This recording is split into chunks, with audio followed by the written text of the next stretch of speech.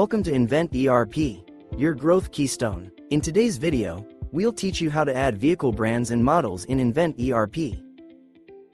The reason to add car brands and models is to ensure vehicles are correctly identified. This will keep your garage management organized. Let's go through a quick guide. Head to All Apps. Then select Garage Management. Now navigate to Configuration, then Vehicle Brands. When you arrive to the page, add a vehicle brand. Now, simply add a vehicle brand name. Once completed, press Create. As you can see, you have successfully created the vehicle brand.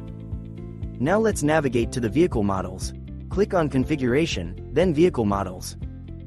When you reach the page, add a vehicle model. In the Creation page, begin by selecting the vehicle brand. Next, select the appropriate vehicle type.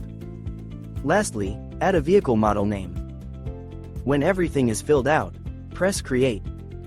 As you can see, you have successfully created the vehicle model. And that's it, you now know how to add vehicle brands and models in Invent ERP. Thank you for watching.